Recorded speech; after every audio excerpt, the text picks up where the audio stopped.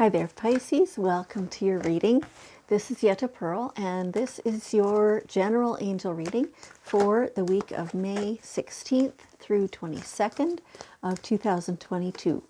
So your cards are coming out here really nicely, really quick and easy. They're popping themselves right out.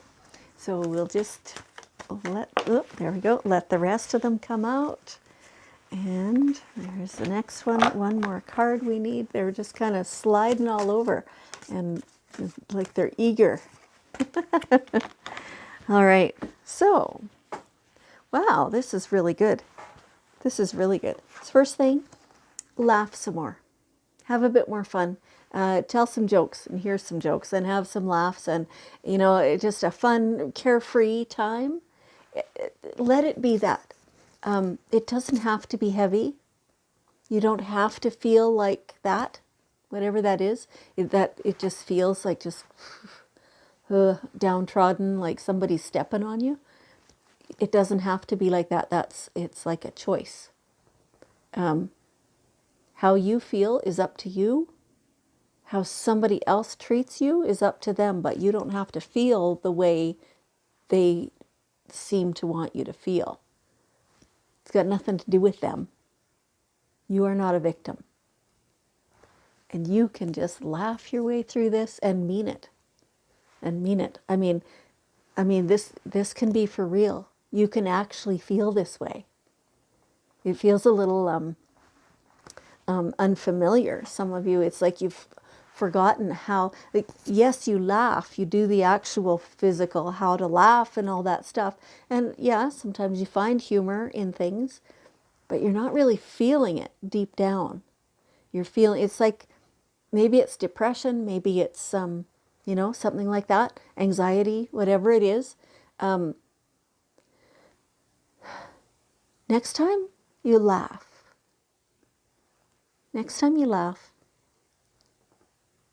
make it real.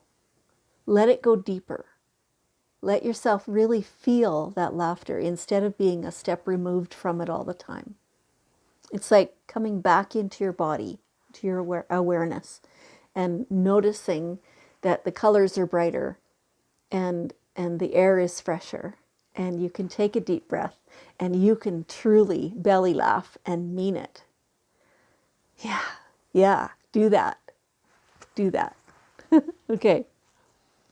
That is going to, wow. Okay, where are we going? Angels. Thank you.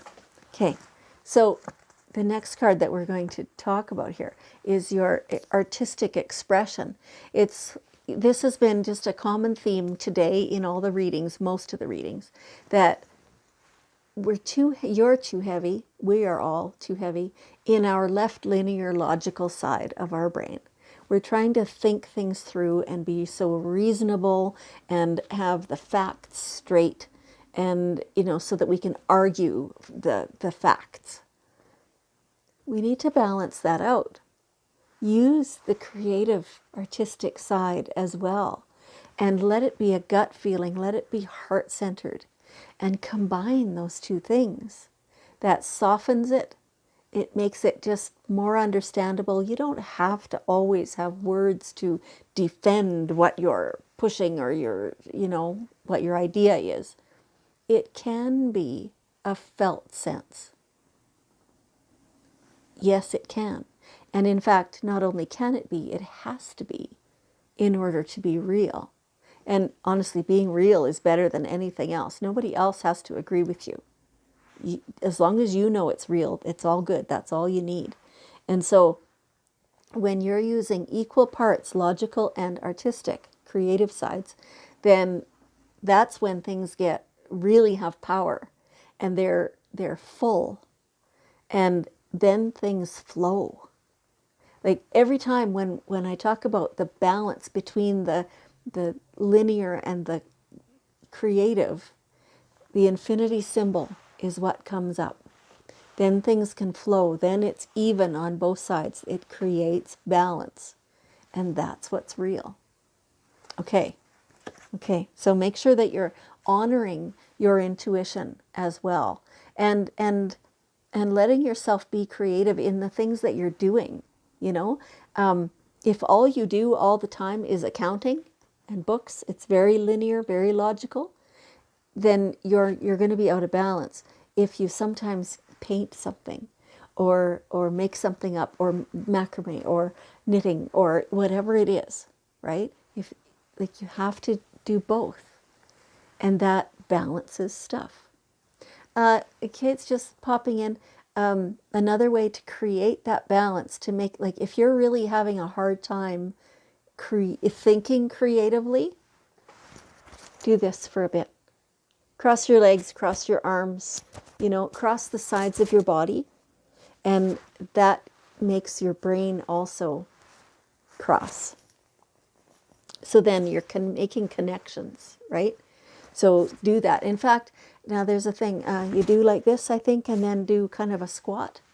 So obviously when you're standing, and do that, and then up again, as far as you're comfortable to go. Like if you got bad knees, then don't wreck them doing this, obviously.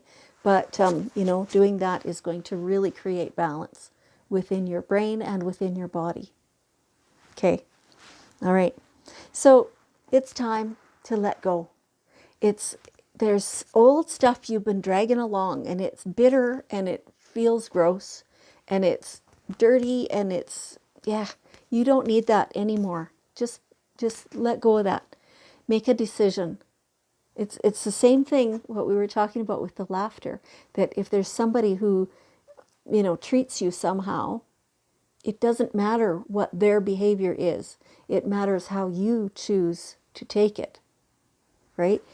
You can just not take it. You can just decide that's not yours. You need to let go of this, because this is hurting you.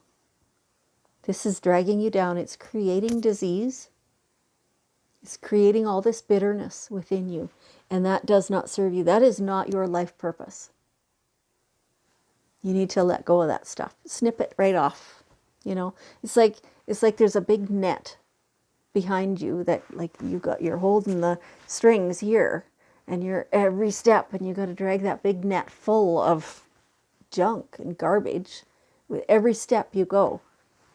Cut those strings off and refuse to bring it with you. It's time. And the next step of that is to open your heart to love.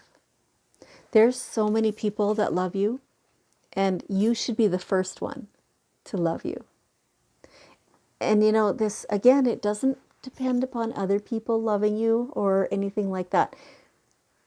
It depends upon how you allow yourself to receive it.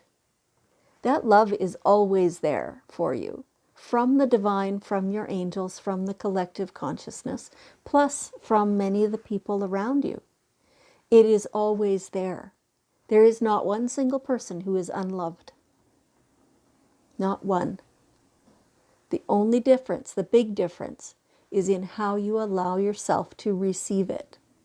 If you, close off, and, being in a bit of a victim state will close you off, right? You're trying to protect yourself from being a victim, from being hurt again, from being trampled on. The more you can open and allow yourself to receive that good stuff, the less the other stuff matters. It'll still exist. It'll always exist. Just as everyone is loved, everyone also, to an extent, is ridiculed, disliked, whatever. That's irrelevant, though. Only how you receive the love is the important part. And so this, they're giving me this feeling of, like, just kind of tight and squeezed in here, right? In the heart center. And so if you can, straighten up, loosen up a little, allow that to open. And this is in a physical way, which then moves into the energetic way. Decide that you're going to be loved. Decide that you're going to let yourself feel how you are loved. They are decisions, they are commitments. And then every time you're interacting with any person, no matter who it is, be very conscious about that. What are they saying to you? Are they laughing with you? Are they interacting joyfully with you? They're there on purpose because they like it. They like being around you. Let yourself savor that. It feels good. And little by little, you're going to be able to open a little more and feel a little more secure. That's what this is about, right? It's feeling secure within somebody's love. There's so much there for you. Man, if you could see it all right now, you'd just leap right into it. Yeah, it's beautiful. And so, yeah, in the same way, seeing the beauty all around you, that helps you open up that heart chakra. It helps you receive everything else that's also beautiful. There is so much. Your world is amazingly beautiful. Even things that a lot of people conventionally would not consider to be beautiful are. Maybe they don't look it to your physical eyes, but they feel it to your heart. Right? And so all of that is there for you and available, and you need to just open and embrace that. Okay, and this means like for real, right? Like we were talking about with the laughter. Truly feel like laughing instead of just going through the motions. Truly open your heart instead of just going through the motions. Truly notice how beautiful things are all around you instead of just going through the motions. Okay, all right. Now here we have the last card in the spread. This is fertility. Now, some of you may actually be pregnant, and so congratulations. That's beautiful. You're expanding your family. You're welcoming a new being that you're creating. That's amazing. For some of you, this could be, maybe it's some other member of your family who is expecting and, creating that way. For some of you, this is ideas. This is opening your heart. This is becoming more fertile in laughter, in flow, in abundance, in love. All that stuff, like I absolutely see all this happening for you. It's at a very abundant time, or it can be as soon as you can let go of that old crap and open yourself up. Then this is the reward. It's so there for you. It's awesome. Okay, now here we have the daily guidance cards. And we have one last piece of wisdom that we're asking for from your guardian angels. Ooh, and there it is. Perfect timing. Yeah, it is perfect timing to start the rest of your life right now. You might be tempted to kind of kick yourself and say, why have I not done this already? Like, what's wrong with me that I can't embrace this, 6 months ago? You weren't ready yet. The world wasn't ready yet for you. You couldn't have done it any faster or in any different way. It had to happen this way so that you could fully accept it. But it is time now. It's perfect time. Okay. Pisces, thank you so much for being with me. I appreciate you just so much. And I love you. And I'll see you next time.